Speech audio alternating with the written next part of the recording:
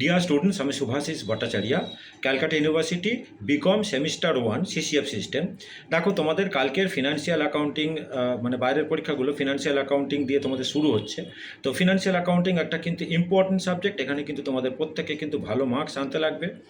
And মুহূর্তে যদি কিছু প্রয়োজন পড়ে, তোমাদের কিছু ডাউট যদি কিছু থাকে, আমাকে কিন্তু তোমরা ফোন করে অবশ্যই কিন্তু জিজ্ঞেস করে নিতে পারো। আমার ফোন নম্বর তোমরা প্রত্যেকেই জানো, 9830539710। তো যেটা বলার ব্যাপার সেটা আমি বলি, ফিনান্সিয়াল অ্যাকাউন্টিং তোমরা যখন হলে যখন কোয়েশ্চেন পাবে, সঙ্গে সঙ্গে কিন্তু তোমরা মানে সলভ করতে কিন্তু শুরু করবে না। আগে বলে দিই, কিন্তু ভালো করে কিন্তু কোয়েশ্চেনটা তোমরা পড়ে নেবে। আর একটা জিনিস বলে দিই, ধরো ফাইনাল অ্যাকাউন্টটা করতে গিয়ে কারোর হয়তো দেখা গেল হয়তো ব্যালেন্স শিটটা মিলছে না, সেক্ষেত্রে কিন্তু ওই একটা অঙ্কের পেছনে পড়ে থেকে পুরো পরীক্ষাটাকে তোমরা কিন্তু নষ্ট করবে না। মানে যে দেড় বয়সে ওটাকে মেলাবই, ওটাকে রেখে দাও ওই স্টেজেতে, অন্য অঙ্কগুলোকে করে নিয়ে আসো। মনে রাখবে কিন্তু কখনো কিন্তু সাপ্লি যেন কিন্তু না আসে। আর সময় কিন্তু টাইম ওয়েস্ট করবে না, একটা অঙ্কের পেছনে বেশি সময় তোমরা নষ্ট করবে না।